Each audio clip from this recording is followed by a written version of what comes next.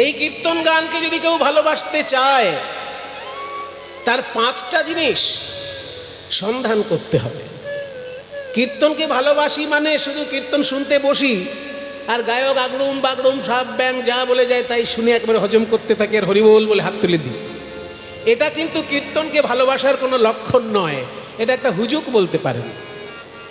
কীর্তনের হুজুকে ভিড় করলাম আর যে গায়ক যা খুশি বুঝিয়ে দিল আমি তাতেই হাত তুলে হরিবোল বলে দিলাম, এটা আপনার একটা হুজুক হতে পারে, কিন্তু কীর্তনের প্রতি এটা আগ্রহ বলা যাবে না। হুজুকে মাতবেন না।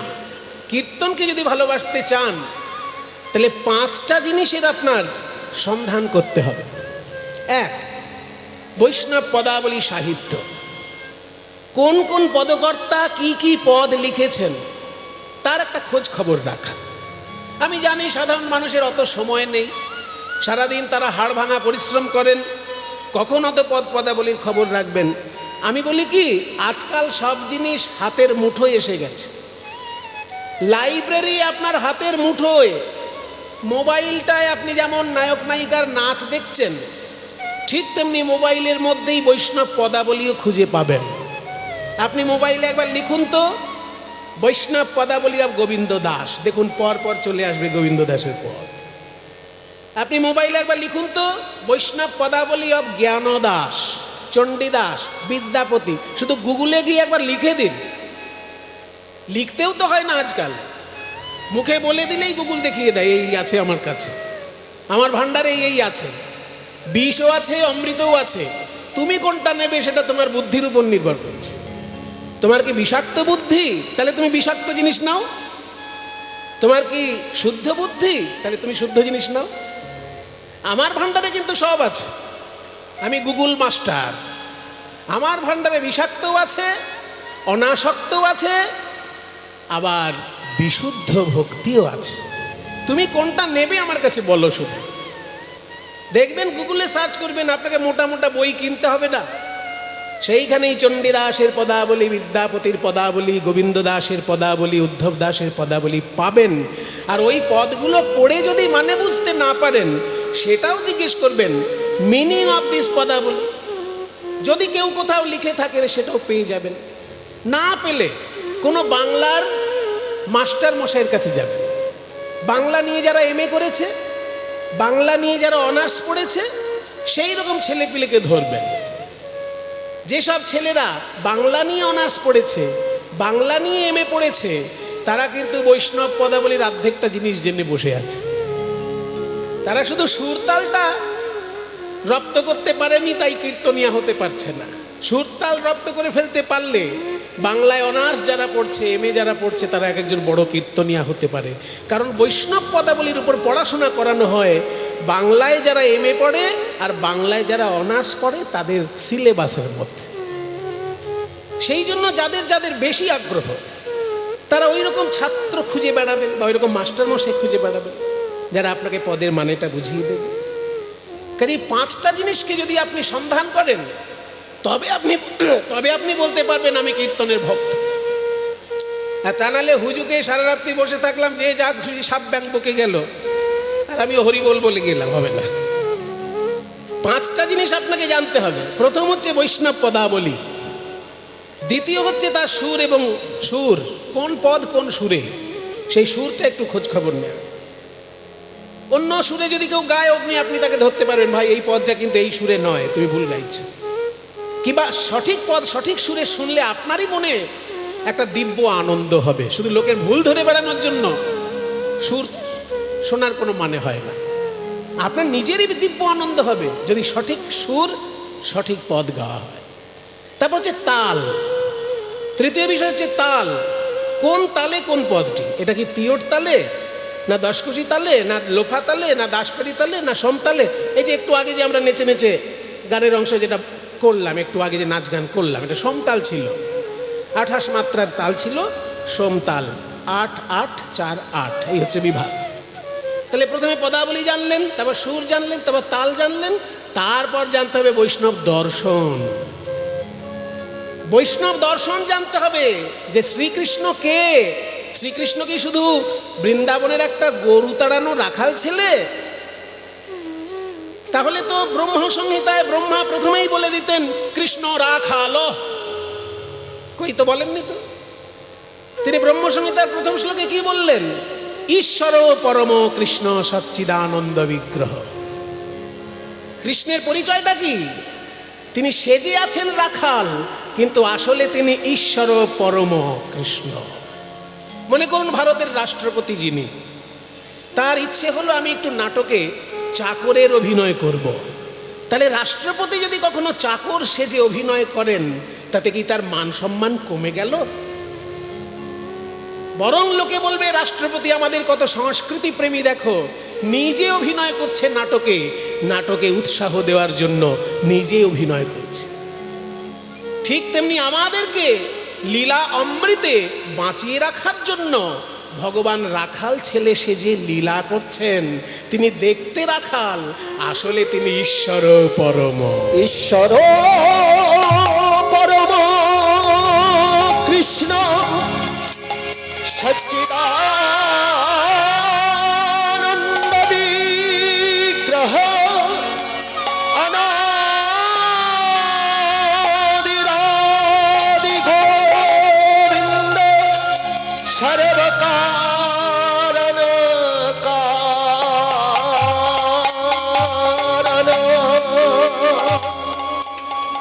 এক্ষুনি উচ্চারণ করা হলো সম্পূর্ণ শ্লোকটা। ব্রহ্মা বেশ কয়েকটি শ্লোক লিখেছেন কৃষ্ণকে নিয়ে, আর সেই গ্রন্থটির নাম হচ্ছে ব্রহ্ম সংহিতা।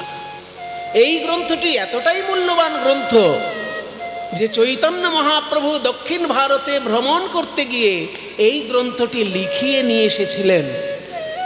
আমাদের বাংলায় এই গ্রন্থ পাওয়া যেত না।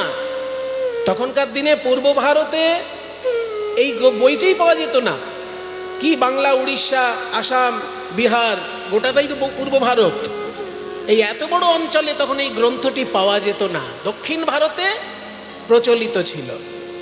চৈতন্য মহাপ্রভু যখন দক্ষিণ ভারতে ভ্রমণে যান, তখন তার সামনে কেউ একজন এই গ্রন্থটি পড়ছিলেন। মহাপ্রভুর এত ভালো লেগে গেল যে পুরো বইটা একদম লিখিয়ে, তখনকার দিনে তো জেরক্স মেশিন ছিল না, জেরক্স প্রিন্টার এসব তো ছিল না, তাহলে একটু সুবিধে হতো। তখনকার দিনে বই থেকে নকল করতে গেলে একজনকে লিখে নকল করতে হতো। তাই সেই বইটা মহাপ্রভু লিখিয়ে নকল করে তবে আমাদের দেশে এনেছিলেন। দুটো বই এনেছিলেন, একটা হচ্ছে ব্রহ্ম সংহিতা, আর একটা হচ্ছে কি, কোন গ্রন্থ কে বলতে পারে? আর একটা কোন বই এনেছিলেন মহাপ্রভু দক্ষিণ ভারত থেকে বাংলার জন্য? যারা ভোজন রসিক হয় তারা শুধু নিজেরা খায় না, অন্যকে খাবারের ব্যবস্থা করে। মনে করুন আপনি যখন বিয়ে বাড়িতে খেতে বসেছেন, এমন একটা সন্দেশ আপনার পাতে এসে পড়লো, সেই সন্দেশটা বাড়িতে আপনার ছেলের ভালো লাগে, ছেলে বাড়িতে আছে, বিয়ে বাড়িতে আসতে পারেনি, তখন আপনি লুকিয়ে লুকিয়ে বলবেন না যে ভাই ওই সন্দেশ আর একটা আমাকে দাও তো, আমি ব্যাগের মধ্যে নিয়ে যাব।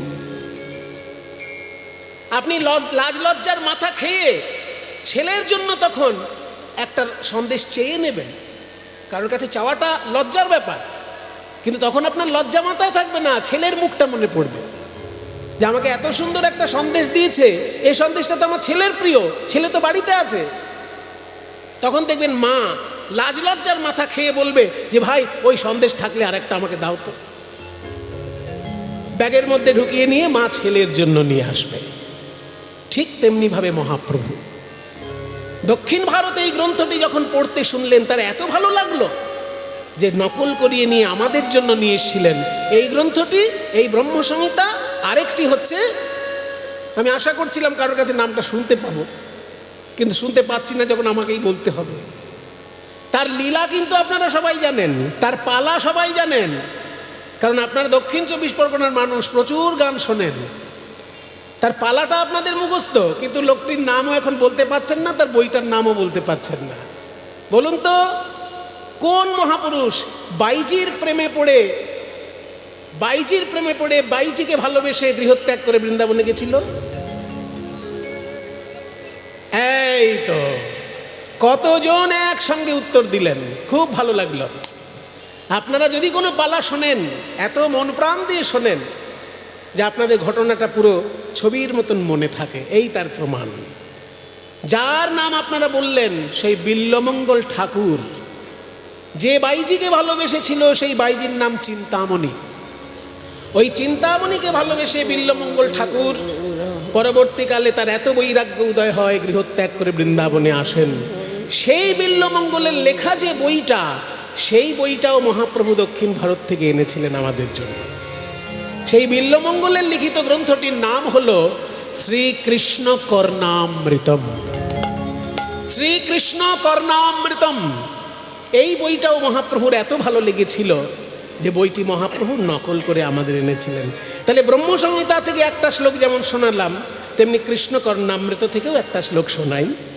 মধুরং মধুরং বপুরস্য বিভো, মধুরং মধুরং বদনং মধুরং মধুরং মধুরং বপুরস্য বিভো, মধুরম মধুরম বদনম মধুরং মধুরং বপুরস্য বিভো, মধুরং মধুরং বদনং মধুরং মধুরং মধুরং বপুরস্য বিভো, মধুরম মধুরম বদনম মধুরম মধুগন্ধি মৃদু স্মিতমেতদহো, মধুগন্ধি মৃদু স্মিত একদাহো, মধুগন্ধি মৃদু স্মিতমেতদহো, মধুগন্ধি মৃদু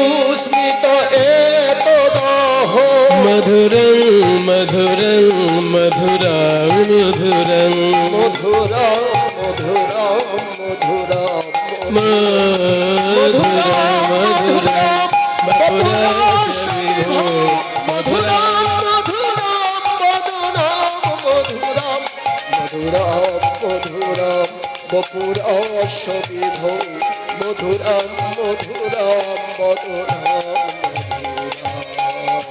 তাহলে মা জননী যারা আছেন তাদের মুখস্থ থাকবে তো?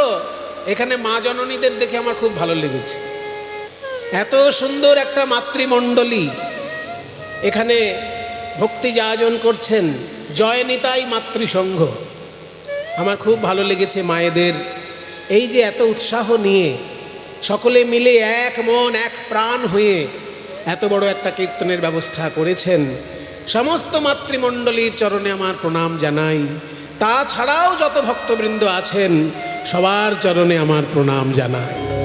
তাহলে মুখস্থ করে নিন দুটো জিনিস, যে মহাপ্রভু বাঙালি যেমন মায়েরা বিয়ে বাড়ি থেকে ছেলের প্রিয় জিনিস লজ্জা ত্যাগ করে দরকার হলে চেয়ে নিয়ে আসে, ছেলের যদি সেটা ভালো মঙ্গলের জন্য হয়, ঠিক তেমনি দক্ষিণ ভারতে যখন মহাপ্রভু গেছিলেন আমাদের জন্য দুটো বই এনেছিলেন। একটা হচ্ছে ব্রহ্মসংহিতা, যেখানে কৃষ্ণ তত্ত্ব অনেক বিস্তারিতভাবে রয়েছে, আর একটা হচ্ছে বিল্বমঙ্গল ঠাকুরের লেখা শ্রীকৃষ্ণ কর্ণামৃতম। কাজে এইগুলো যদি খোঁজ খবর না নেন তাহলে শুধু কীর্তন ভালোবাসি বললে তো হবে না, এই সাহিত্যগুলোকে তো খোঁজ খবর নিতে হবে। যে মহাপ্রভু কোন কোন গ্রন্থ পাঠ করতেন, মহাপ্রভু কোন কোন বই ভালোবাসতেন, আমিও সেগুলো ভালোবাসার চেষ্টা করব। পারবো না হয়তো, সেগুলো ভালোবাসা সহজ নয়, কারণ সেগুলো পণ্ডিতদের জিনিস তো। সংস্কৃত ভাষায় বেশিরভাগ বই, বাংলা অনুবাদ সবগুলোর পাওয়া যায়, এইটা একটা সুবিধে আছে। পরবর্তীকালে বাংলায় অনুবাদ সবই হয়েছে, কিন্তু মূল রসটা পেতে গেলে, সংস্কৃতর রসটা পেতে গেলে সংস্কৃত জানলে আর একটু সুবিধে হয়। কিন্তু সেই সুবিধে যদি পাবার কোনো উপায় না থাকে তাহলে বাংলা অনুবাদের মধ্যে দিয়েই পড়বেন। তাই মহাপ্রভু যে গ্রন্থ দুটি ভালোবাসতেন, একটা হচ্ছে আমাদের জন্য এনেছিলেন, ভালো তো বাসতেন অনেক, সব থেকে বেশি ভালোবাসতেন তিনি শ্রীমদ্ ভাগবত। তাই ভাগবত চর্চা হলেই মহাপ্রভুকে ভালোবাসা হয়ে যায়।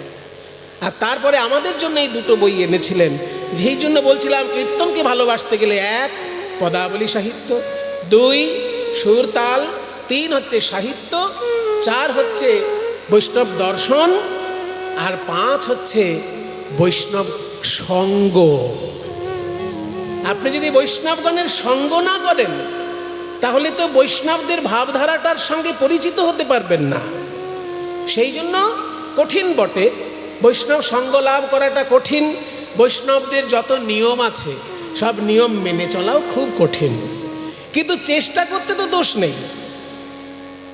কোনো স্কুলে পরীক্ষায় ফার্স্ট হওয়াটা কঠিন, কিন্তু চেষ্টা করতে তো দোষ নেই। ফার্স্ট তো একজনই হবে, 100 জন ছেলে পরীক্ষা দেবে, কয়েকজন ফেল করবে, কিন্তু ফার্স্ট তো একজন হবে রে বাবা। কিন্তু কেউ যদি চেষ্টা না করে তাহলে তো ভালো ছেলে তৈরি হবে না। সেই জন্য চেষ্টা আমাদের সকলকেই করতে হবে। কে কতদূর সিদ্ধি লাভ করব সেটা ভগবানের কৃপা, কিন্তু আমাদের চেষ্টা করে যেতেই হবে। এই 5টা জিনিস ভালোবাসলে কীর্তন অনুরাগী ভক্ত সে হবেই হবে। আপনারা সেই কীর্তন অনুরাগী ভক্ত, তা না হলে কি এত কষ্ট করে দূর দূর থেকে ছুটে এসেছেন এইভাবে হরিকথা শোনার জন্য? আজকে যে শ্লোকটি দিয়ে শুরু করলাম, ঈশ্বর পরম কৃষ্ণ, কৃষ্ণ হলেন পরম ঈশ্বর, সচ্চিদানন্দ বিগ্রহ। সৎ, চিৎ, আনন্দ, এই 3টে তত্ত্ব নিয়ে ঈশ্বর তৈরি হয়। সৎ মানে সত্তা, চিৎ মানে চৈতন্য, আর আনন্দ মানে নির্মল নির্ভেজাল সুখ। যে সুখের মধ্যে কোনো ভেজাল নেই, যে সুখের মধ্যে দুঃখ পাবার কোনো সম্ভাবনা নেই।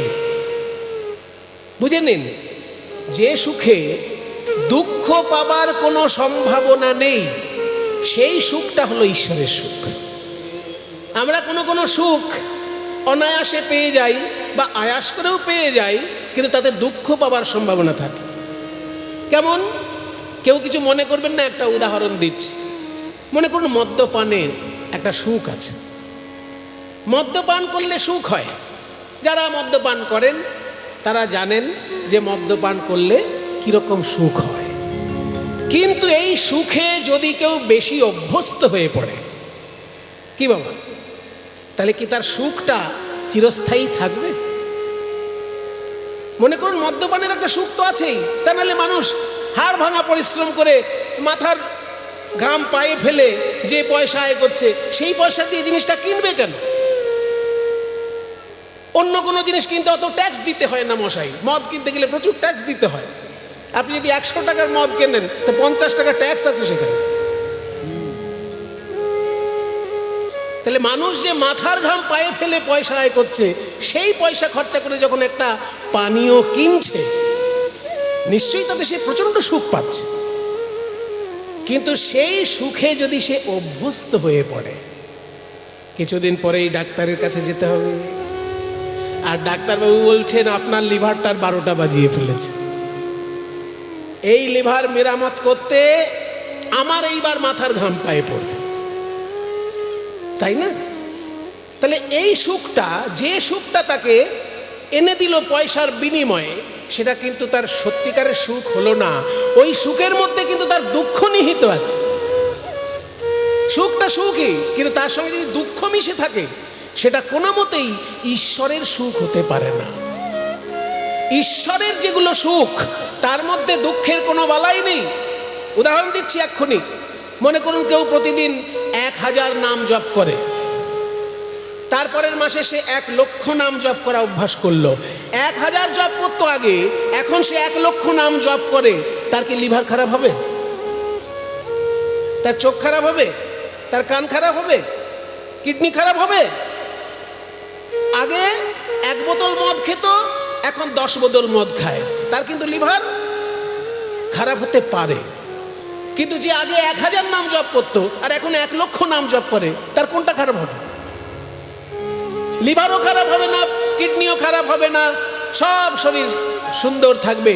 বরং দুশ্চিন্তা যদি আগে বেশি হতো, এবার সে দুশ্চিন্তা কম করতে পারছে, কারণ নাম জপ করতে হচ্ছে। সময়টা ঠাকুরের চরণে চলে যাচ্ছে। সেই জন্য যে সুখটার মধ্যে দুঃখের কোনো সংযোগ থাকে না, দুঃখ যার সঙ্গে সম্পর্ক থাকে না, সেই রকম সুখ হচ্ছে ঈশ্বরের সুখ।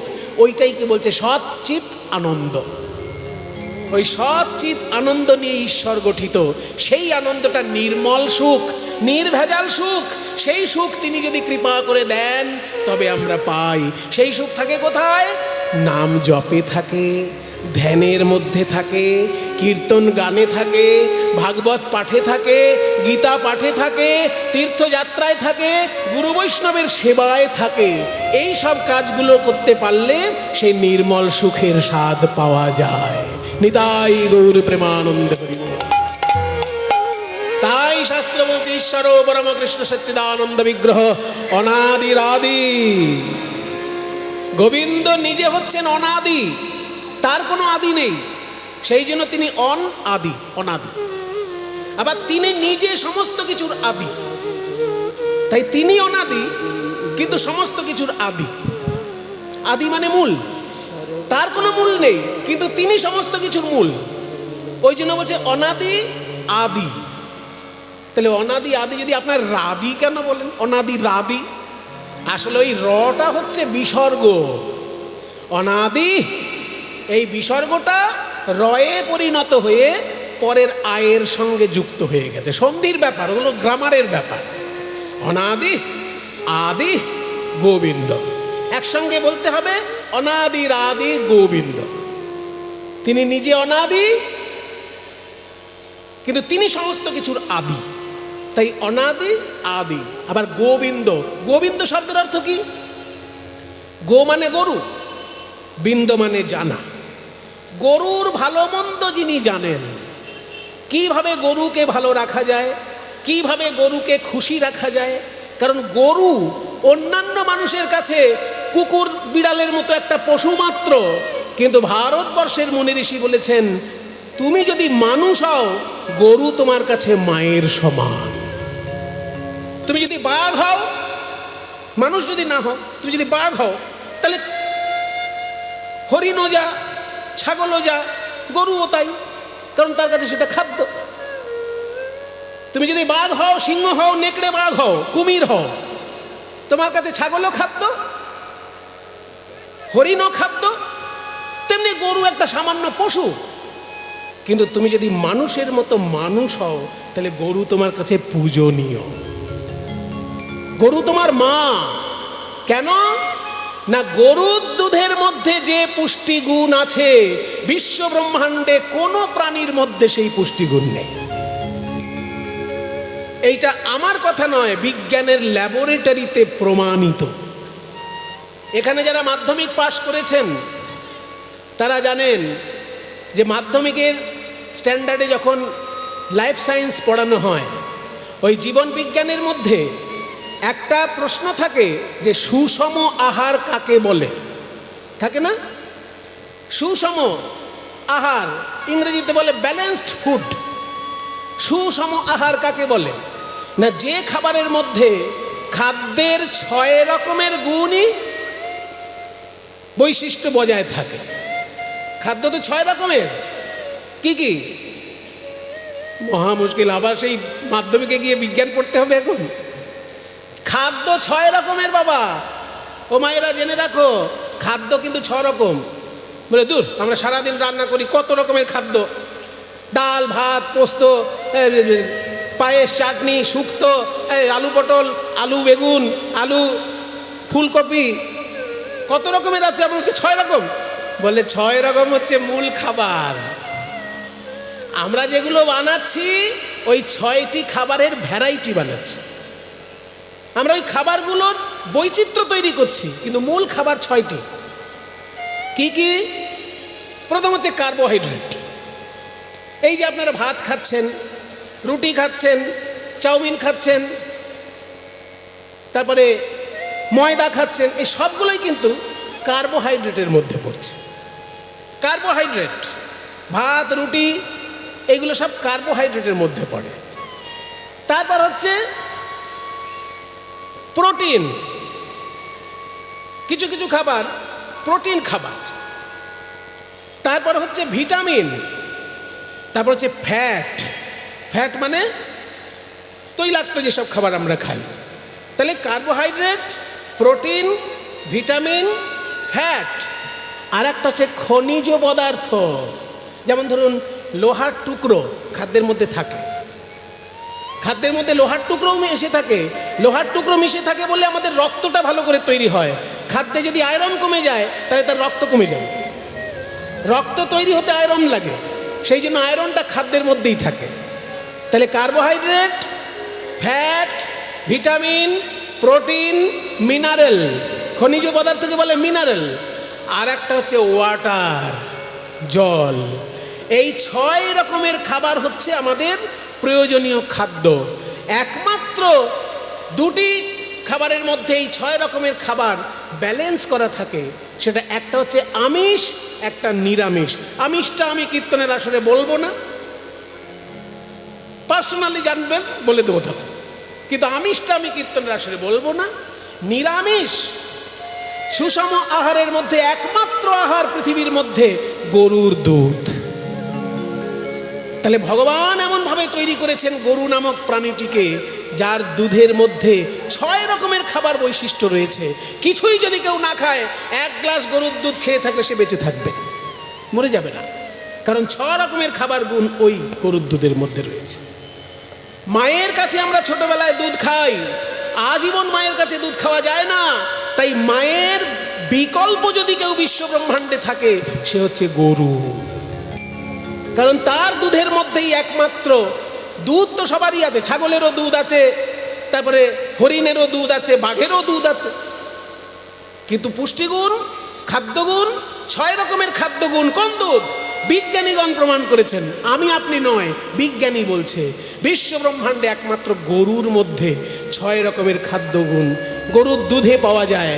তাই মা তোমার কাছে প্রথম পূজনীয়, মায়ের বিকল্প হিসেবেই গরু পূজনীয়। সেই জন্য গরুর ভালো মন্দ গোবিন্দ জানেন বলে গোবিন্দের নাম গোবিন্দ। গো মানে গরু, বিন্দ মানে জানা। এবার গো শব্দটার তাত্ত্বিক অর্থ আছে। গো মানে শুধু গরু না, গো মানে আবার ইন্দ্রিয়, গো মানে পৃথিবী। এই পৃথিবীর সুখ দুঃখের খবর যিনি জানেন তিনি গোবিন্দ। আমাদের সমস্ত ইন্দ্রিয়ের যিনি অধীশ্বর তিনি গোবিন্দ। এগুলো তাত্ত্বিক অর্থ। কাজেই গোবিন্দ মানে গরুকে যে ভালো করে জানে। ঈশ্বর পরম কৃষ্ণ সচ্চিদানন্দ বিগ্রহ অনাদির আদি গোবিন্দ। তিনি কে না? সর্বকারণ কারণম, সমস্ত কারণের কারণ তিনি। নিতাই গৌর প্রেমানন্দে হরি বল। একটা শ্লোকের ব্যাখ্যা আপনারা শুনলেন।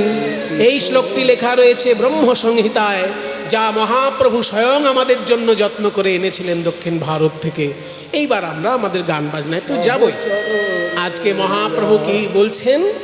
মহাপ্রভু আমার বলছেন যে শোনো শোনো শোনো শোনো, 3 জায়গায় আমি হরিনাম প্রচার করব ভেবেছিলাম, 2টি জায়গায় হয়ে গেছে, আর একটা শুধু বাকি আছে। বলে কি কি বাকি ছিল প্রভু? বলে আমার ইচ্ছে ছিল আমি হাটে হাটে নাম প্রচার করব। আমার ইচ্ছা ছিল হাটে হাটে নাম প্রচার করব, মাঠে মাঠে নাম প্রচার করব, আর ঘাটে ঘাটে নাম প্রচার করব। হাটে হাটে নাম প্রচার হয়ে গেছে, মাঠে মাঠেও নাম প্রচার হয়ে গেছে, কিন্তু এই নবদ্বীপের সমস্ত ঘাটে আমার হরিনাম প্রচার করা হয়নি। বলে এত কিছু থাকতে আপনি ঘাটে কেন নাম প্রচার করবেন? এখনকার দিনে ঘাটের গুরুত্ব অতটা নেই, কিন্তু 500 বছর আগে এই সারা ভারত ছিল ঘাটের উপর নির্ভরশীল। কারণ তখনকার দিনে সমস্ত বড় বড় ব্যবসা নদীর তীরে হতো। যার জন্য দেখবেন ভারতের যত বড় শহর, সব বড় শহর আপনি দেখবেন নদীর তীরে। কলকাতা কোথায়? গঙ্গার তীরে অবস্থিত। দিল্লি কোথায়? যমুনার তীরে অবস্থিত। তাই ঘাটে ঘাটে বড় বড় শহর। তা মহাপ্রভু বলছেন আজকে আমার ইচ্ছা আমি ঘাটে ঘাটে হরি নাম প্রচার করব। অমনি গৌরীদাস আর বসে থাকে। গৌরীদাস একটি সুন্দর নৌকা এনে বলছে, প্রভু এই নৌকায় উঠে তুমি হরিনাম করো, সমস্ত ঘাটে ঘাটে হরিনাম প্রচার হবে। তাই আজকে মহাপ্রভু কি করলেন? সুরধুনী তীরে যাইয়া নবীন নাবিক হইয়া, আমার সুরধুনী তীরে যাইয়া নবীন নাবিক হইয়া, সুরধুনী তীরে যাইয়া নবীন নাবিক হইয়া। দেখো কেমন সহচর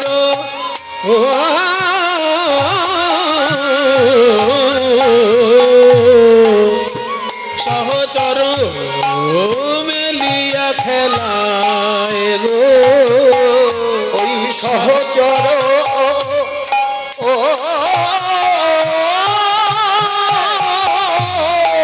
মেলিয়া খেলায় গো খেলিছেন গোরারায় খেলিছে গোরারায়।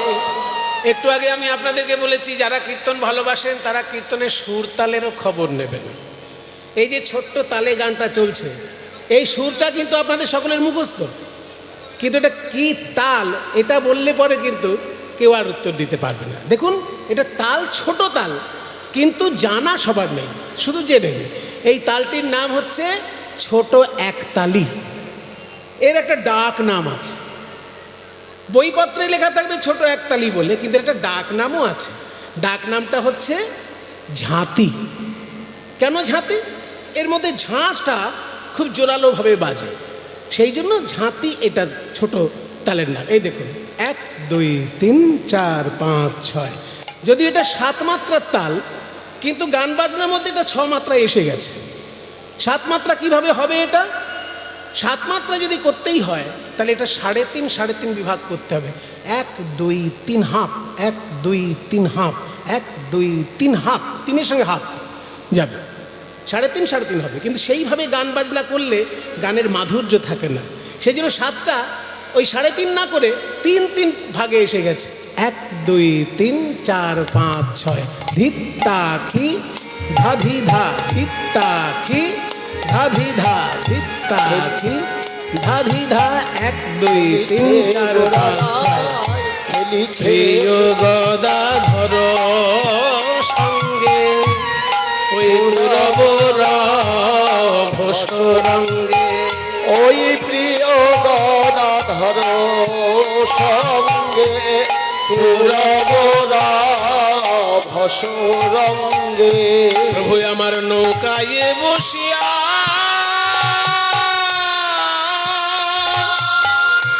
বসিয়া বসিয়া করে কেলি, নৌকায় বসিয়া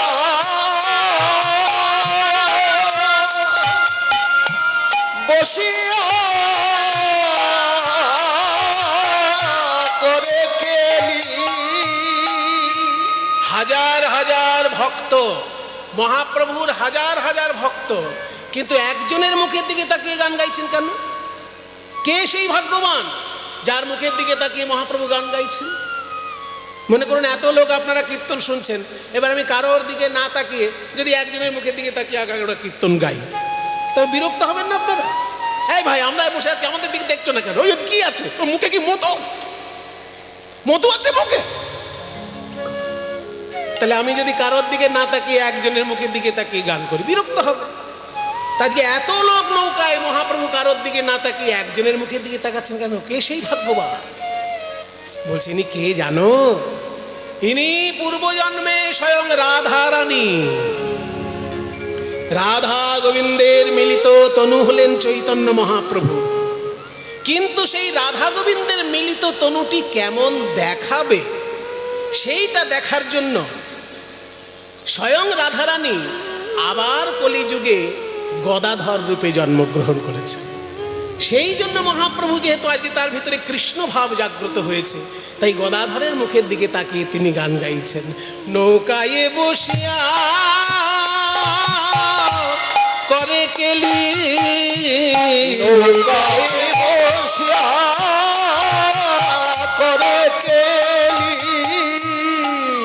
সবার কাছে ঘোষণা করা হচ্ছে, শোনো শোনো শোনো, আজকে চৈতন্য মহাপ্রভুর নৌকায় যারা বসে হরিনাম গাইবে তাদের কাউকে 1 পয়সাও দিতে হবে না।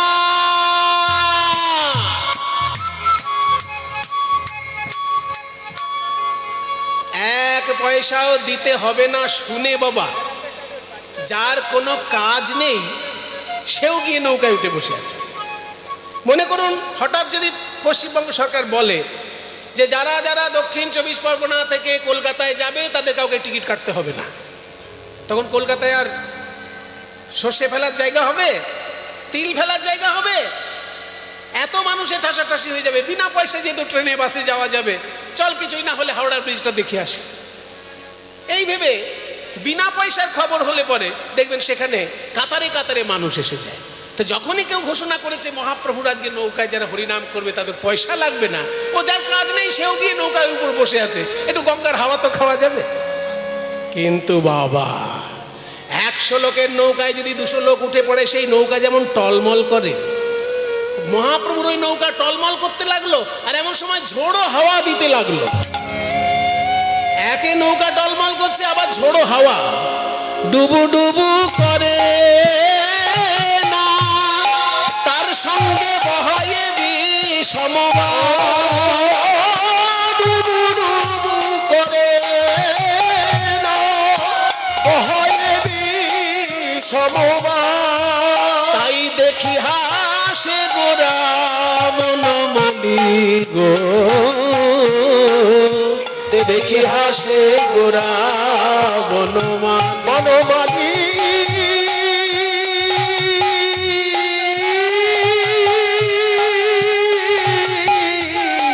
দেখি হাসে গোরা বনমালী, দেখি হাসে গোরা বনমালী।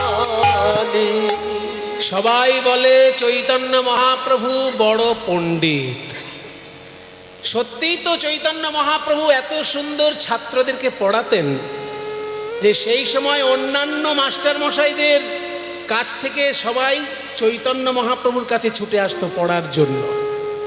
কিন্তু সেই চৈতন্য মহাপ্রভু আজকে নৌকার উপর উঠে হাসছেন, লোকের প্রাণ সংশয়। আর সেই সময় মহাপ্রভু হাসছেন, এটা কি ভালো দেখাচ্ছে? মনে করুন যে জীবনে হরিনাম করে না, সে ওই নৌকায় বসেছে, এবার যখন দেখছে জল উঠে আসছে নৌকার উপর, তখন তার অবস্থাটা কেমন? সাঁতার জানে না আর জীবনে হরিনামও বলে না, এবার দেখছে নৌকায় জল উঠে আসছে, তার অবস্থাটা কিরকম? হরিবল হরিবল হরিবল হরিবল হরিবল হরিবল। মানে জীবনে যে হরিবল বলে না, আজকে ভয়ে পড়ে সেও হরিবল বলছে। মহাপ্রভু আজকে হাসছেন, কিন্তু হাসলে কি হবে? নিত্যানন্দ ধমক দিয়ে বললেন, এই ভাই নিমাই, তোকে লোকে পণ্ডিত বলে আর আমাকে লোকে পাগল বলে, কিন্তু এই কি পণ্ডিতের লক্ষণ? শত শত মানুষের আজকে প্রাণ সংকটাপন্ন। এখনই নৌকা ডুবে গেলে সবাই মরে যাবে। একে নৌকা ডুবছে, তারপর আবার ঝোড়ো হাওয়া, আর এই সময় তুই হি করে হাসছিস। এই পণ্ডিত, লোকে আমাকে বলে পাগলা নিতাই, কিন্তু তোকে তো পণ্ডিত বলে, নিমাই পণ্ডিত বলে, পাগলা নিমাই কেউ বলে না। তো কি পণ্ডিতের লক্ষণ এই তো? গৌর সুন্দর বলছে, দাদা গো, আমি যে কেন হাসছি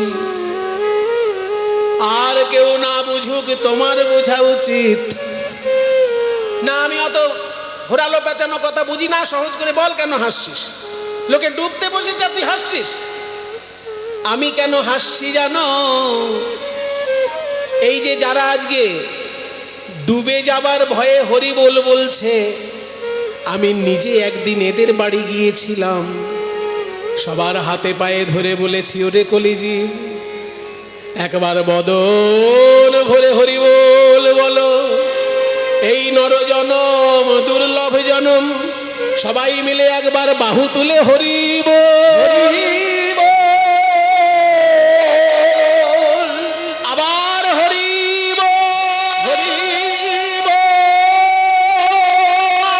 আবার হরিবোল, হরি।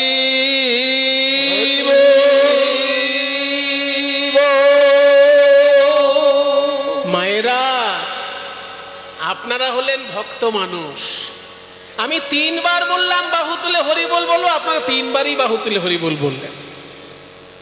যারা বললেন তারা কিন্তু কেউ বলেননি, একবার তো বলেছে, আবার কি দরকার? 3 বারই কিন্তু বলেছে। কিন্তু চৈতন্য মহাপ্রভু তাদেরকে আরো বুঝাতে লাগলেন, তারা তবু বলেন। কিছু কিছু লোক আছে বাবা, প্রচন্ড কুতার্কিক, আপনি হাজার বুঝালেও সে কোনো একটা ফ্যাঁকড়া বার করে আপনাকে উল্টো বুঝিয়ে ছাড়বে। দেখুন, যুক্তি ভালো, কিন্তু কুযুক্তি তো ভালো না। যে যুক্তিতে সমাজের অকল্যাণ হবে, যে যুক্তিতে একটা ভক্ত মানুষ অভদ্র লোকে পরিণত হবে, সে যুক্তিটা কি ভালো? সেই জন্য যুক্তি অবশ্যই ভালো, যুক্তিবাদ হচ্ছে ভারতবর্ষের একটা গর্বের বিষয়, কিন্তু কুযুক্তি কোনো কালেই ভালো জিনিস না। তাই মহাপ্রভু বললেন, শোনো ভাই, প্রহ্লাদ কি বলেছেন জানো? কৌমারে আচরেত প্রাজ্ঞ ধর্মান ভাগবতানিহ দুর্লভং মানুষং জন্ম তদপি অধ্রুবম অর্থদম। শ্রীমদ্ ভাগবত 18 পুরাণের মধ্যে সর্বশ্রেষ্ঠ পুরাণ। সেই শ্রীমদ্ ভাগবতে এই শ্লোকটি বলছেন প্রহ্লাদ। কি বলছেন? যে কৌমারে আচরেত প্রাজ্ঞ। কৌমার, কৌমার মানে হচ্ছে 5 বছর থেকে 15 বছর পর্যন্ত যে বয়সটা, এই 5 বছর থেকে 15 বছরের মধ্যেই শুরু করে দিতে হবে ভক্তি যাজন, পরে করব বললে হবে না। কৌমারে আচরেত প্রাজ্ঞ। আচরেত মানে আচরণ করা উচিত, প্রাজ্ঞ মানে বুদ্ধিমান। প্রজ্ঞা আছে যার, জ্ঞান বুদ্ধি যার আছে, সে বাল্যকাল থেকেই ভক্তি যাজন করবে। কেন? কারণ দুর্লভং মানুষং জন্ম, মনুষ্য জন্ম হলো দুর্লভ। আপনারা শুনেছেন যে আমাদের 84 লক্ষ বার জন্ম মৃত্যু হয়, যদিও তার বেশি হয়, কিন্তু শাস্ত্র বলে বেঁধে দিয়েছে একটা সংখ্যা, যে 84 লক্ষ বার জন্ম মৃত্যু, তার মধ্যে স্থাবরং লক্ষ বিংশতি, 20 লক্ষ বার আমাদের গাছপালার জন্ম হয়। মুক্তি হয় কবে? যেদিন তুলসী বৃক্ষরূপে জন্ম হয়ে আমাদের পাতা গোবিন্দ সেবায় লাগে, আর আমাদের ডালপালা মালা হয়ে গিয়ে ভক্তের কণ্ঠ অলঙ্কৃত করে, সেদিনকে আমাদের বৃক্ষ জন্ম থেকে মুক্তি হয়। স্থাবরং লক্ষ বিংশতি। তারপর নবলক্ষাশ্চ জলজা, জলের মধ্যে জন্ম হয় 9 লক্ষ বার। এই যে আপনাদের জায়গাটির নাম মাগুর পুকুর, চারিদিকেই পুকুর আছে, নিশ্চয়ই কোনো একটা মাগুরের পুকুরের জন্য এই জায়গাটি হয়তো বিখ্যাত। মাগুর মাছের মধ্যে কি গো, একটা বেশ বিখ্যাত মাছ না? সেই যে একটা ছড়া আছে মনে, যে শাকের মধ্যে মাছের মধ্যে মাগুর, আর শাকের মধ্যে পুঁই, আর নারীর মধ্যে ভুলোর মা, আর পুরুষের মধ্যে মুই। মানে একটা লোককে জিজ্ঞেস করা হচ্ছে যে কে কিসের মধ্যে শ্রেষ্ঠ, তা সে উত্তর বলছে, কে কিসে শ্রেষ্ঠ জানো না? তার স্ত্রী হচ্ছে ভুলোর মা, ভুলো ছেলের নাম, এবার স্ত্রীর নাম ধরে তখনকার দিনে ডাকতো না, অমুকের মা বলেই ডাকতো। তো এবার বলছে যে শোনো, মাছের মধ্যে মাগুর, আর শাকের মধ্যে পুঁই, আর স্ত্রীর মধ্যে ভুলোর মা, আর পুরুষের মধ্যে মুই। তাহলে মাগুর মাছ নিয়ে কিন্তু অনেক কিছু কথা বলার আছে। বৈষ্ণব জগতে একটা প্রচলিত কথা আছে, অনেক কালের পুরনো কথা, এখনকার দিনে সেই কথাটা মানুষ ভুলে যাচ্ছে, যে মহাপ্রভু নিতাই চাঁদ যা বাংলায় যে বৈষ্ণব ধর্ম প্রচার করেছিলেন, সেটা খুব কঠিন রাখেননি, সহজ সরল করে মানুষের কাছে প্রচার করেছিলেন। এইটা বলার জন্য একটা ছড়া আছে, ছড়াটা শুনলে যারা ভক্ত তারা কিন্তু একটু কষ্ট পেতে পারেন, কিন্তু আমি যেহেতু সাহিত্যটাও তো ভালোবাসি, সেই জন্য ছড়াটা বলছি। ছড়াটা হলো যে খেয়ে মাগুর মাছের ঝোল আর শুয়ে ভর যুবতীর কোল, মুখে গৌর হরি বল। এরকম একটা ছড়া বাংলার ছড়ার মধ্যে প্রচলিত আছে। এর তাত্ত্বিক রূপ আছে কিন্তু, মানে তোমরা যদি মাগুর মাছ দিয়ে ভাত খাও কে যাও, কিন্তু হরিবল বলতে যেন ভুলো না। অন্তত হরি নামটা মুখে রেখো। যে কিছুই পারে না সে কি করবে? হরি নামটা মুখে রাখলেও তো তার কল্যাণ হবে। সেই জন্য এই কথাটা বলা, যে খেয়ে মাগুর মাছের ঝোল, শুয়ে ভর যুবতীর কোল। ঠিক আছে, তোমাকে বাবাজি হতেই হবে এমন কোনো ব্যাপার নয়। বৃন্দাবনে গিয়ে গাছের নিচে বসে ঠান্ডার মধ্যে জপ করতেই হবে, এত কঠিনও তোমার ভাবার দরকার নেই। তোমার স্ত্রী যদি ভর যুবতী হয়, থাকো স্ত্রীকে নিয়ে, খেয়ে মাগুর মাছের ঝোল, শুয়ে ভর যুবতীর কোল, কিন্তু মুখে গৌর হরি বল। তুমি খাও যা খুশি, শুয়ে থাকো তোমার স্ত্রীর কাছে, বৈরাগ্য এখনই দরকার নেই, সম্ভব হলে বৈরাগ্য করবে, কিন্তু হরি বল বলতে যেন ছেড়ো না। এইটা হচ্ছে বলার উদ্দেশ্য। এবার এর তাত্ত্বিক দিক আছে। এর তাত্ত্বিক দিক হলো, এখানে মাগুর মাছ বলতে ওই মাগুর মাছটাকে বোঝানো হচ্ছে না। মাগুর মাছ যেমন কালো হয়, তেমনি আমাদের চোখের মণি কি কালো। মাগুর মাছ যেমন আকর্ষণীয় একটি মাছ, তেমনি দেখবেন মানুষের মুখমণ্ডলের মধ্যে চোখ হচ্ছে আকর্ষণীয়। সেই জন্য চোখটাকে এখানে মাগুর মাছ বলা হচ্ছে। হরিনাম গাইতে গাইতে, হরিনাম শুনতে শুনতে যেদিন তোমার চোখ দিয়ে জল ঝরবে, সেটাই হচ্ছে মাগুর মাছের ঝোল বলা হচ্ছে।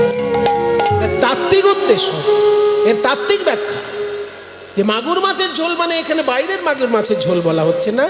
মাগুর যেহেতু কালো, তোমার শরীরের মধ্যে নয়ন মণিটা সব থেকে কালো, ওই নয়ন থেকে যদি জল ঝরে, জানবে তোমার কীর্তন ভগবানের চরণে পৌঁছেছে। আর ভর যুবতীর কোলের তত্ত্ব কি?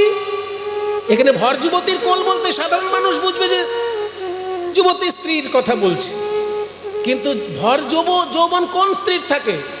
যে কোনো নারীর যৌবন কি চিরকাল থাকে? একটা সময় যৌবন আসবে, একটা সময় যৌবন চলে যাবে। তাহলে ভর যুবতী তো সারা জীবন কেউ থাকে না। সারা জীবন যদি কেউ ভর যুবতী থাকে, সেটা হচ্ছে বসুমাতা ধরিত্রী। আপনি এই পৃথিবীর মাটির দিকে দেখুন, প্রতি বছরেই ধানে ভরে যাচ্ছে মাঠ, শস্যের সময় শস্যে ভরে যাচ্ছে মাঠ, সবজির সময় সবজিতে ভরে যাচ্ছে মাঠ।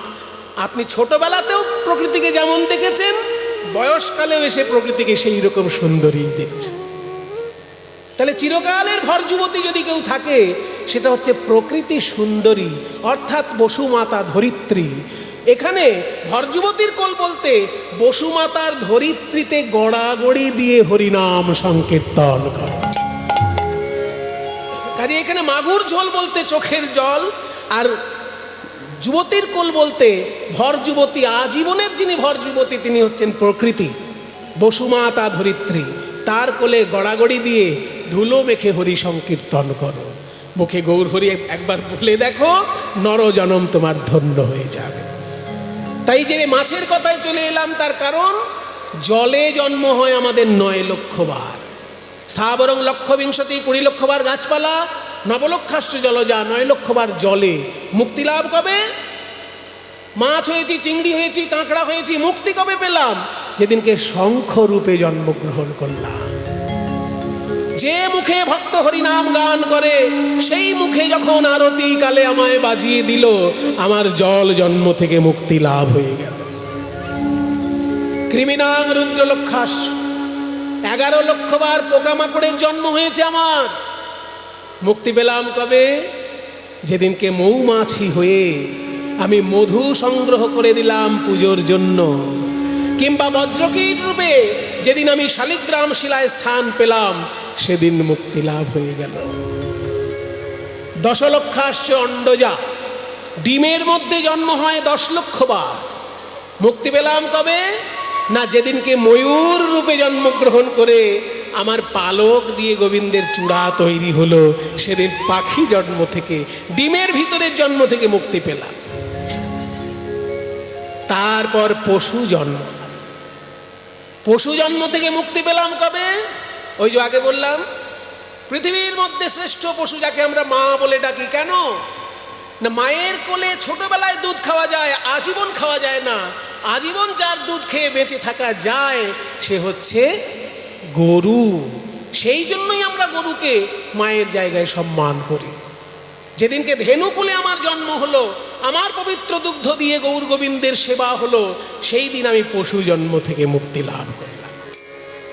তাহলে স্থাবরং লক্ষ বিংশতি নবলক্ষাশ্চ জলজা কৃমিণাং রুদ্রলক্ষাশ্চ দশলক্ষাশ্চ অণ্ডজা, 80 লক্ষ জন্ম এইভাবে চলে গেল। তারপর 4 লক্ষ মানব জন্ম। এই মানব জন্ম পেয়েছো যখন, কখনো বা বোবা হয়ে জন্ম নিয়েছি। সবাই হরিবল বললে আমার হরিবল বলা হলো না, হরিবল বলা হলো না। কখনো কালা হয়ে জন্ম নিয়েছি। সবাই মধুর হরিনাম শুনতে পেল, কিন্তু আমার তো শোনা হলো না, শোনা হলো না। তাই এমন পূর্ণ সুস্থ মানব দেহ পেয়েছো, তাও ভারতবর্ষে,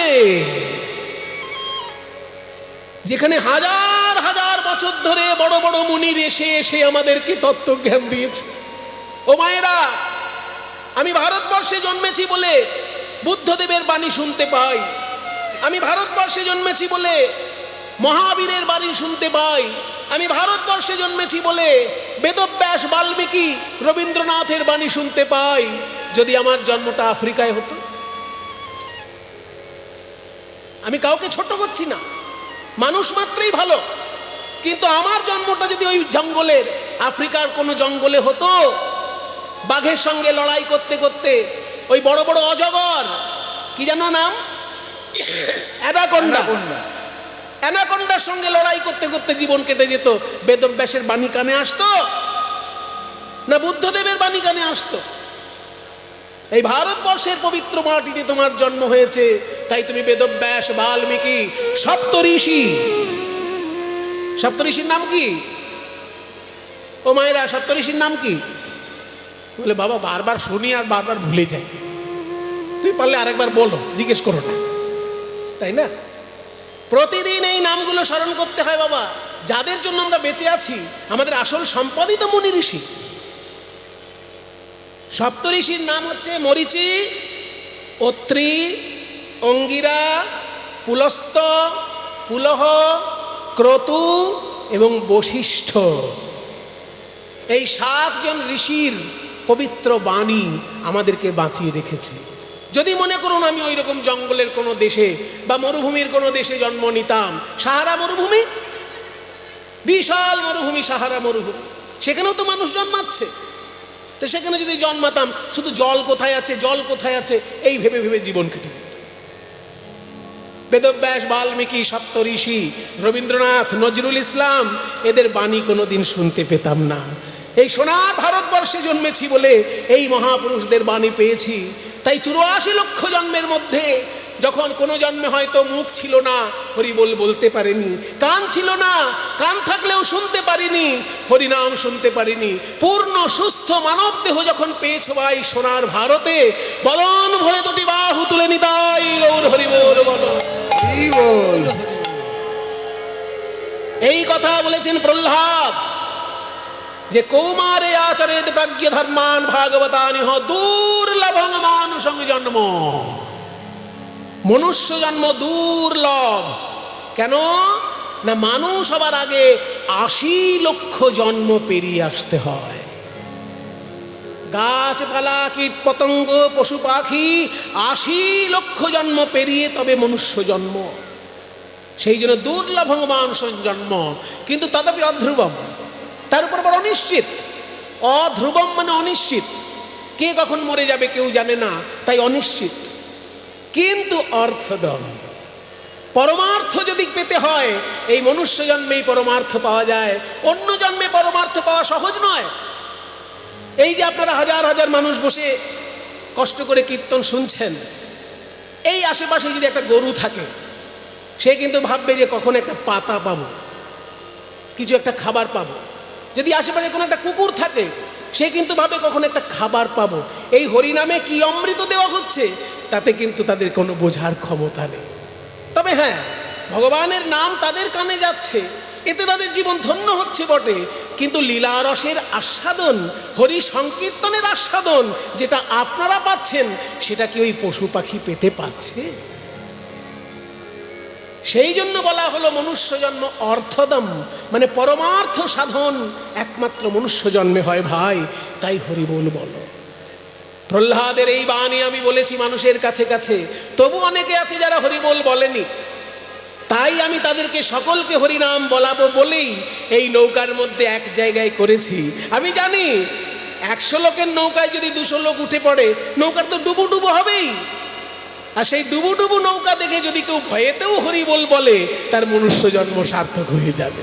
আর সেটাই ঘটেছে। যারা জীবনে হরিবোল বলেনি, ওই দেখো নৌকায় জল উঠে যাচ্ছে বলে সেও হরিবোল হরিবোল হরিবোল হরিবোল ভয়েতে হরিবোল বলছে। আমার তাই হাসি পেয়েছে, তাই হাসি পেয়েছে, এরা প্রাণের ভয়ে হরি বলছে তাই হাসি পেয়েছে। এরা প্রাণের ভয়ে হরি বলিছে তাই হাসি পেয়েছে। এরা প্রাণের ভয়ে হরি বলছে, যেদিন পায়ে ধরেছি কেউ বলে না।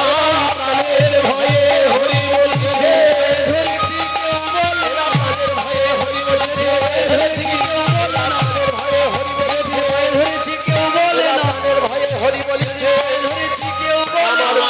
তাই হাসি পেয়েছে। দেখি হাসে গোরা বনমালী। ও মায়েরা, যদি আপনারা দেখেন চোখের সামনে একটা নৌকায় শত শত লোক উঠেছে আর নৌকাটা ডুবে যাচ্ছে, তখন কি করবেন? কি আর করবো বাবা, যদি ভালো সাঁতার জানি তাহলে ঝট করে নেমে যাবো, 2-4 জনকে বাঁচানোর চেষ্টা করব। আর সাঁতার যদি না জানি তাহলে নদীর পাড়ে দাঁড়িয়েই হাত তুলে ঠাকুরকে ডাকবো, হে ঠাকুর তুমি ওদের রক্ষা করো। আজকে নবদ্বীপেও তাই ঘটছে।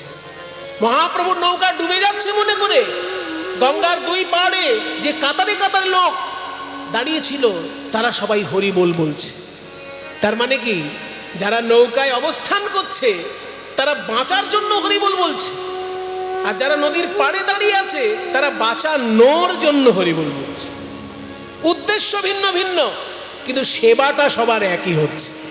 ঘন ঘন হরি বলে কেহ করে উতরল, ঘন ঘন হরি বল কেহ করে উতরল।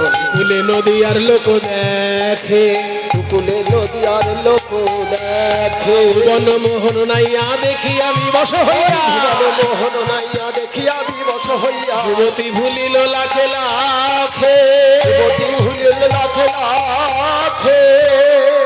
সুরধুনী তীরে যে নদিয়া নাগরিকগণ দাঁড়িয়ে নয়ন ভরে মহাপ্রভুর রূপ দর্শন করছিল, তারা বলছে, এ সখী, এ সজনী, আমরা এমন নাবিক তো কোনোদিন দেখিনি। আরে নবদ্বীপের নিমাই কঠিন কঠিন সংস্কৃত শ্লোককে জলের মতো করে দেয় শুনেছি। মিষ্টি মিষ্টি কীর্তনের সুরে আকাশ বাতাস ভরিয়ে তোলে, আর সেই নিমাই দেখ কেমন নাবিক হয়ে দাঁড়িয়েছে। দেখ, এমন নাবিক দেখি আমরা এমন নাবিক দেখি নাই। না না না, এমন নাবিক দেখি নাই। না না না, আমরা এমন নাবিক দেখি নাই। জনমিয়ে নবদ্বীপে এমন নাবিক দেখি নাই। জনমিয়ে নবদ্বীপে এমন নাবিক দেখি এমন নাই। নাবিক আছে বলেও শুনি নাই। এমন নাবিক আছে বলেও শুনি নাই, যার নাম নিলেই পার হয়। আছে বলেও শুনি নাই, নাম নিলেই পার হয়। আছে বলেও শুনি নাই। নাম নিলেই পার হয়। আছে বলেও শুনি নাই। নাম নিলেই পার হয়। আছে বলেও শুনি নাই। নাম নিলেই পার হয়। এমন নাবিক দেখি নাই। যুবতী ভুলিল লাখে লাখে। যুবতী ভুলিল লাখে লাখে। নাবিকরা টাকা নিয়ে মানুষকে পার করে, কিন্তু নাবিককে ডাকতে হবে, সে নৌকা নিয়ে আসবে, তবে পার হওয়া যায়। কিন্তু চৈতন্য মহাপ্রভু এমন নাবিক যে তাকে ডাকলে পরেই এই সংসার সাগর পার হয়ে যাওয়া যায় অনায়াসে। সে যদি নৌকা নিয়ে নাও আসে, সংসার সাগর পার হওয়া যায়। জগজনচিত চোর গৌর সুন্দর গৌর সুন্দর যা করে তাহাই পরতে কো। চোর গৌর সুন্দর মোর যা করে তাহাই পরতে কহে দিন রামানন্দে হেন আনন্দ গন্ধে। কহে দিন রামানন্দে হেন আনন্দ আরে কহে দিন রামানন্দে হেন আনন্দ কারে। গন্ধে। কহে দিন রামানন্দে হেন আনন্দ কন্দে। এত সুন্দর বৈষ্ণব পদ যিনি রচনা করেছেন, যে মহাপ্রভু আজকে ভক্তির নৌকায় জগৎবাসীকে উদ্ধার করছেন, এত সুন্দর পদ যিনি রচনা করেছেন, তার নাম দীন রামানন্দ। কহে দিন রামানন্দে এহেন আনন্দ কান্দে, কহে দিন রামানন্দে হেন আনন্দ কান্দে, বঞ্চিত রহিন মই এক, বঞ্চিত রহিন মুই এক, বঞ্চিতস্মি বঞ্চিতস্মি বঞ্চিতস্মি ন সংশয়ঃ, বিশ্বম গৌররসে মগ্নম স্পর্শোপি মম না ভবৎ। আমি বঞ্চিত, আমি বঞ্চিত, আমি বঞ্চিত, কারণ সারা বিশ্ব ব্রহ্মাণ্ড গৌরাঙ্গ মহাপ্রভুর প্রেম রসে ডুবে গেল ভাই, আর আমার স্পর্শ মাত্র হলো না, আমি একটু ছোঁয়াও পেলাম না ওই বিশুদ্ধ প্রেমের। বঞ্চিত রহিন মুই একরে, বঞ্চিত রহিন মুই একরে, লীলায় বঞ্চিত রহিন মুই,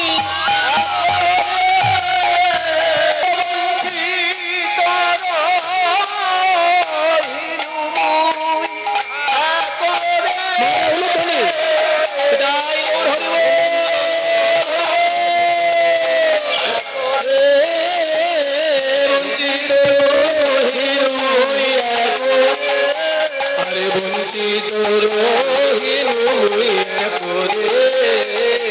বঞ্চিত রহিন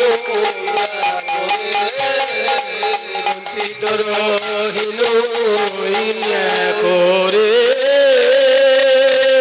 বঞ্চিত রহিন।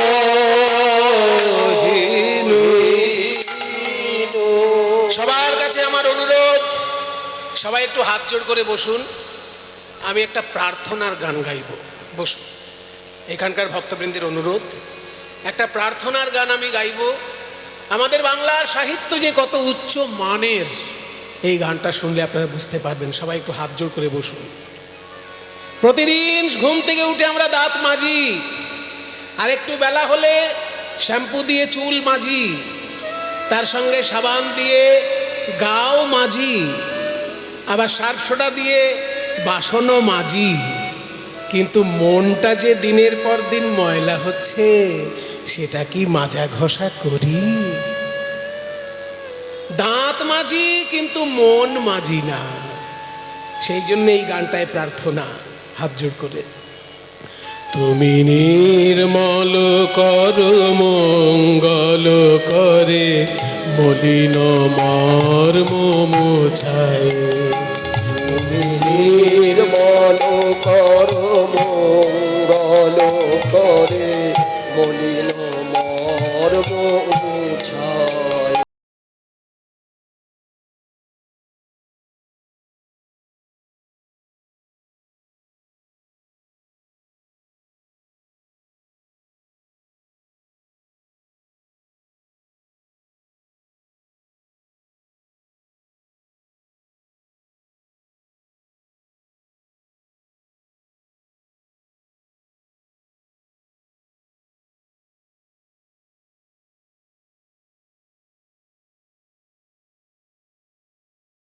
করে মলিন মর্ম মুছায়। তুমি নির্মল করো, আমি পারবো না, চেষ্টা করিনি তা নয়, চেষ্টা করেছি। চৈতন্যদেব বলেছেন, কীর্তন যদি কেউ ভালোবাসে তার মন পরিষ্কার হয়, চেতো দর্পণ মার্জনম। কিন্তু আমি তো অনেক কীর্তন শুনলাম, অনেক কীর্তন গাইলাম, কই এখনো তো আমার মন পরিষ্কার হলো না ঠাকুর। সেই জন্য তুমি করে দাও, নির্মল করো। মঙ্গল করে, মঙ্গলময় হাত দিয়ে, কর মানে হাত, তোমার মঙ্গলময় হাত দিয়ে নির্মল করো, পরিষ্কার করে দাও। মলিন মর্ম, মলিন মানে ময়লা, আর মর্ম মানে অন্তর। আমার অন্তরটা ময়লা হয়ে গেছে, তুমি পরিষ্কার করে দাও ঠাকুর, তোমার হাত দিয়ে পরিষ্কার করে দাও। কোনো বাচ্চা ছেলেকে যদি মা অঙ্ক করতে দেয়, এই অঙ্কটা কর, আমি রান্না করে এসে দেখব, অনেকক্ষণ চেষ্টা করে বাচ্চা ছেলেটি অঙ্কটা যদি না পারে, তারপর সেই মাকেই ধরে, ও মা আমি অনেকক্ষণ ধরে চেষ্টা করছি, হচ্ছে না, এবার তুমি করে দাও। ঠিক তেমনি আমরা অনেক চেষ্টা করি, বারবার শাস্ত্র পাঠ করি, বারবার বৈষ্ণব সঙ্গ করি, সাধু গুরুর কাছে যাই, কীর্তন শুনি, কিন্তু কই মন তো পরিষ্কার হচ্ছে না। তাই তুমি করে দাও, তুমি নির্মল করো মঙ্গল করে, মলিন মর্ম মুছিয়ে পরিষ্কার করে দাও। তবে পুণ্য কিরণ মানে পবিত্র আলো, পুণ্য কিরণ, তবে পুণ্য কিরণ দিয়ে যাক মোর মোহ কালিমা ঘুচায়। আমার মোহরূপী যে অন্ধকার, মোহরূপী যে কালি রয়েছে মনের মধ্যে, সেগুলো ঘুচিয়ে দিক, এমন ভাবে তুমি হাত দিয়ে পরিষ্কার করে দাও। তব পুণ্য কিরণ দিয়ে যাক মোর মোহ কালিমা ঘুচায়, মলিন মর্ম মুছায়। তুমি নির্মল করো মঙ্গল করে, মলিন মর্ম মুছায়। বাহ, তুই ভালোবেসে প্রার্থনা করে বলছিস যে আমার মনটা পরিষ্কার করে দাও। কি অসুবিধে তোর মন পরিষ্কার না হওয়াতে? মনে যদি ময়লা জমে অসুবিধে কিছু হয়? আমার তো মনে হয় না কোনো অসুবিধা হয়। ও মায়েরা, দাঁতে যদি ময়লা হয় দুদিন পরেই গন্ধ ছাড়ে। কি আপনি 5 দিন দাঁত না মেজে দেখবেন কি অবস্থাটা হয় মুখে। তাহলে দাঁতে যদি ময়লা জমে গন্ধ ছাড়ে, খেতে অসুবিধে হয়। কিন্তু মনে যদি দিনের পর দিন ময়লা জমে, খাওয়া দাওয়া বন্ধ থাকে, ঘুম বন্ধ থাকে, গল্প করা বন্ধ থাকে, তাহলে অসুবিধা কি? চলছে, চলুক না। স্তরে স্তরে ময়লা পড়ছে, মনে পড়ুক না। ঠাকুর, কীর্তনের আসরে যদি না আসতাম তাহলে অসুবিধে হতো না, কিন্তু কীর্তনের আসরে যখন এসে পড়েছি আমি বুঝতে পেরেছি আমার মনে ময়লা থাকার জন্য আমার অসুবিধে কি হয়। কি অসুবিধে হয় তোমার? কি অসুবিধে হয়? লক্ষ শূন্য লক্ষ বাসনা ছুটিছে গভীর আধারে, জানি না কখন ডুবে যাবে কোন অকুল গরল পাথারে। লক্ষ শূন্য লক্ষ বাসনা ছুটিছে গভীর আধারে, জানি না কখন ডুবে যাবে কোন অকুল গরল পাথারে। লক্ষ শূন্য লক্ষ বাসনা, আমার মনের মধ্যে লক্ষ লক্ষ কামনা বাসনা। মনে হচ্ছে 2 কাঠা জায়গা কিনবো রাস্তার ধারে। না না, 2 কাঠা জায়গা কি হবে? 2 কাঠা জায়গা কি হবে? 2 বিঘে হলে ভালো হয়, তাহলে একটা পেট্রোল পাম্প বানানো যাবে। আরে বাবা, 2 কাঠা ইচ্ছা ছিল, সেটা মনে হলো 2 বিঘে হবে, তখন পেট্রোল পাম্পে চলে গেল। আবার পার্কিংয়ের জন্য আরো 1 বিঘে লাগবে না? তাই ও বলছে পার্কিংয়ের জন্যও চাই। তার মানে কি কামনা বাসনা থেমে থাকছে না? লক্ষ লক্ষ কামনা বাসনা, লক্ষ শূন্য। লক্ষ্য বানান কি? বানান পাল্টে গেলে মানে পাল্টে যায়। ল কয় মধ্যের সময় ক্ষীয় লক্ষ মানে 100,000। আর তোমার জীবনের লক্ষ্য কি? আমার দিকে লক্ষ্য করো। এই লক্ষ্য বানান ল ক্ষীয়র সঙ্গে জফল লাগে। তাহলে লক্ষ্য মানে উদ্দেশ্য, লক্ষ্য মানে দৃষ্টি। লক্ষ্যহীন, লক্ষ্য শূন্য মানে উদ্দেশ্যবিহীন, দৃষ্টিহীন। লক্ষ লক্ষ কামনা বাসনা অন্ধকারে ছুটে নিয়ে যাচ্ছে আমাকে, কোন গর্তে নিয়ে গিয়ে ফেলবে তার ঠিক নেই।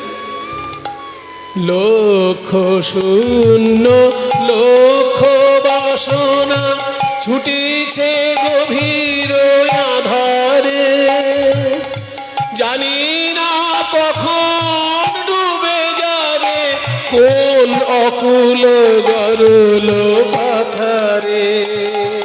লক্ষ শূন্য লক্ষ বাসনা ছুটিছে গভীর আধারে, জানি না কখন ডুবে যাবে কোন অকুল গরল পাথারে। এই, কামনা বাসনার পিছনে ছুটবি তুই, ডুবে মরবি তুই। আমি কি বলেছি কামনা বাসনার পেছনে ছুটে বেড়াও? আমি তো গীতায় বলে দিয়েছি, কাম এসো ক্রোধ এসো রজগুণ সমুদ্ভব মহাসন মহাপাপমা বিদ্ধিয়েন বৈরিণম। তোমার আশেপাশে যত শত্রু আছে তাদেরকে তুমি ভালো করে চেনো, কিন্তু তোমার মনের ভেতর যে দুজন বড় শত্রু আছে তাদেরকে চেনো কি?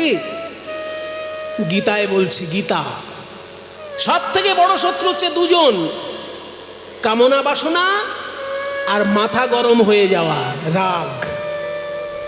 কাম এসো ক্রোধ এসো রজগুণ সমুদ্ভব, কারণ এরা রজগুণ থেকে উৎপন্ন হয়। মহাসন মহাপাপমা, এরা হচ্ছে মহাপাপী। মহাসন মহাবিদ্ধি, বিদ্ধি মানে জানো, এনম মানে এদেরকে জানো ভালো করে। শত্রুকে যদি না চেনো তো শত্রুকে দমন করবে কি করে? চেনো শত্রুকে।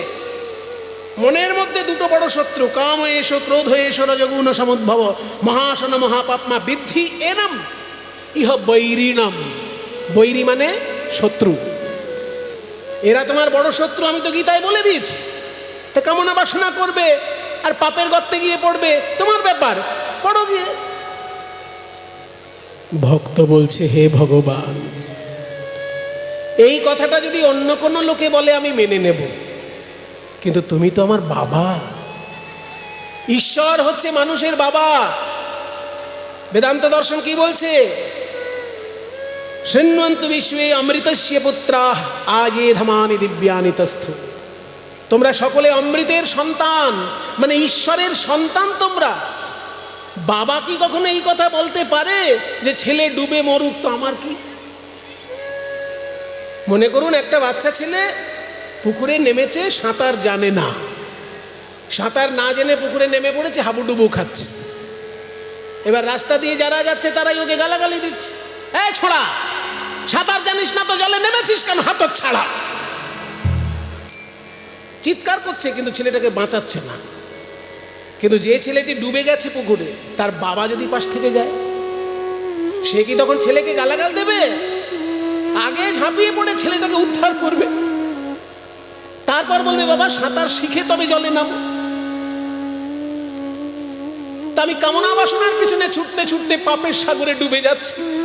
আমাকে দেখে কোনো সাধু সন্ন্যাসী যদি গালিগালাজ করে সেটা তাদের ব্যাপার, কিন্তু তুমি তো আমার বাবা। তুমি যদি আমাকে উদ্ধার না করো, উদ্ধার কে করবে? যখন দায়ে ঠেকেছিস তখন আমাকে বাবা বলছিস। প্রভু বিশ্ব বিপদ হন্তা, তুমি দাঁড়াও রুধিয়া পন্থা। আমি দেখি নাই কিছু, বুঝি নাই কিছু, দাও হে দেখাই বুঝাই। আজকে যখন দায়ে ঠেকেছিস আমাকে বাবা বলছিস রে, তা কই এতদিন তো আমাকে ডাকিসনি? এতদিন ডাকিনি কেন? তাহলে তো একটা গল্প শুনতে হবে। আবার গল্প? হ্যাঁ প্রভু, বেশি সময় নেব না, ছোট্ট গল্প। বল বল বল, তাড়াতাড়ি বল। শোনো, আমি যখন তোর বাবা, তাহলে আমাকে ধরতে পারবি কি করে? ঠিকানা জানিস? বলে হ্যাঁ ঠিকানা জানি তো, কীর্তনের আসরে আসলেই তোমার ঠিকানা শুনতে পাওয়া যায়। শ্রীরামচন্দ্র থাকেন অযোধ্যায়, শ্রীকৃষ্ণচন্দ্র থাকেন মথুরা বৃন্দাবনে, শ্রী চৈতন্যচন্দ্র থাকেন নবদ্বীপে, এসব মুখস্থ। আরো ঠিকানা জানি, বলবো? বল। আছো অনলে অনিলে চিরনভনীলে ভূধর সলিলে গহনে। আছো বিটো বিলতায় জলদের গায়ে শশীতার গায়ে তপনে। আছো অনলে অনিলে চিরনভনীলে ভূধর সলিল গহনে। আছো বিটোপি লতায় জলদের গায়ে শশী তারকায় তপনে। আছো অনলে অনিলে। অনল মানে কি? আগুন। আগুনের মধ্যে তুমি আছো। অনিল মানে কি? বাতাস। বাতাসেও তুমি আছো। নভ নীলে। নভ মানে আকাশ। আকাশের নীল রঙের মধ্যেও তুমি আছো। ভূধর সলিলে। ভূধর মানে পর্বত, সলিল মানে জল। পর্বতেও তুমি আছো, জলেও তুমি আছো। ভূধর সলিলে গহনে। গহন মানে জঙ্গল, জঙ্গলেও তুমি আছো। আছো বিটপি লতায়। বিটপি মানে গাছ। গাছে তুমি আছো, লতাতেও তুমি আছো। জলদের গায়ে। জলদ মানে মেঘ, জল দান করে, ওই জন্য মেঘের নাম জলদ। মেঘের গায়েও তুমি আছো, জলদের গায়ে। শশী তারকায় তপনে। চাঁদে আছো, তারায় আছো, সূর্যে আছো। বলে বাপরে বাবা, এবার পাকা ছেলে গো।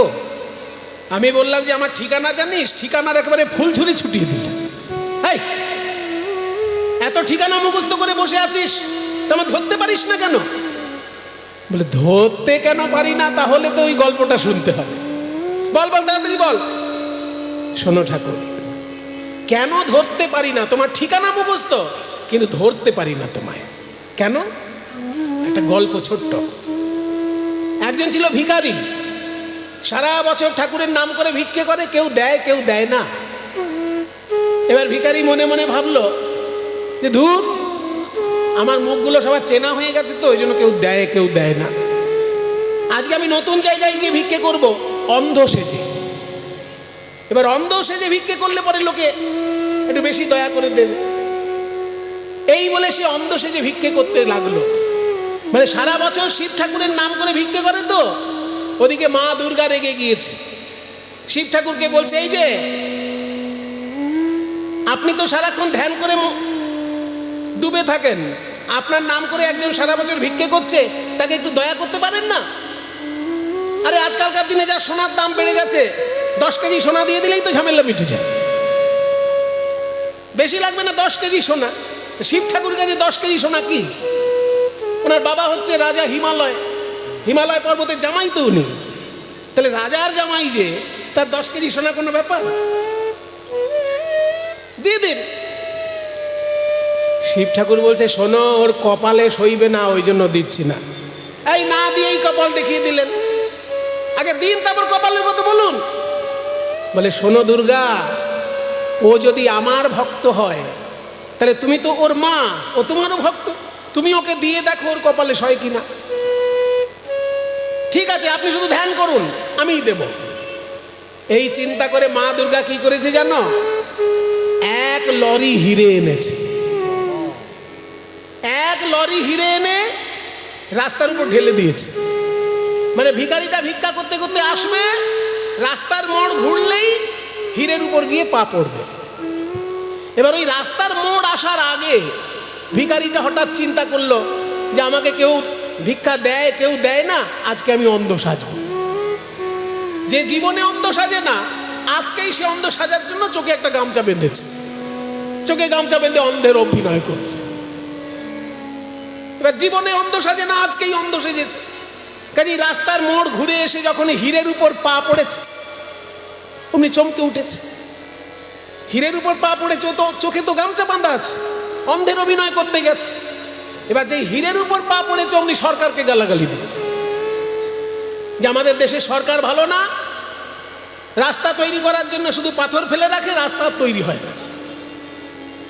এই বলে মুখে যা তা বলছে, কিন্তু একবারও চোখটায় গামছা সরিয়ে দেখলো না যে কিসে পা দিয়েছে।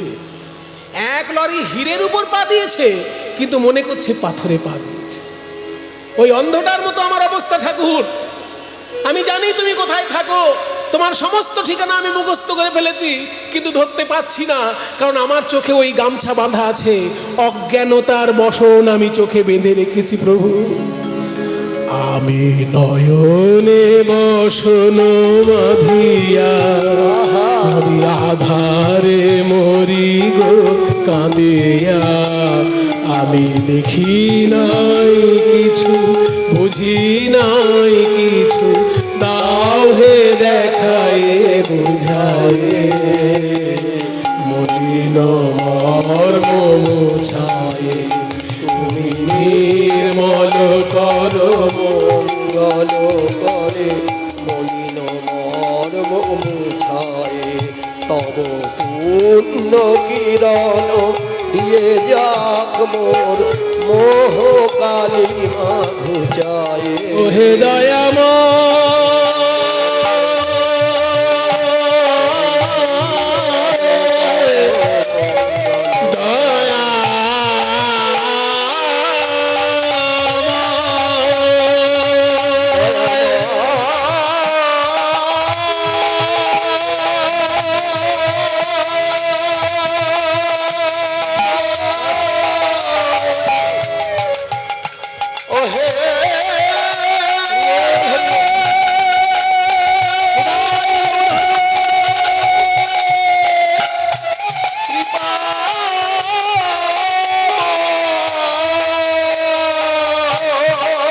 তোমার দয়ার সীমা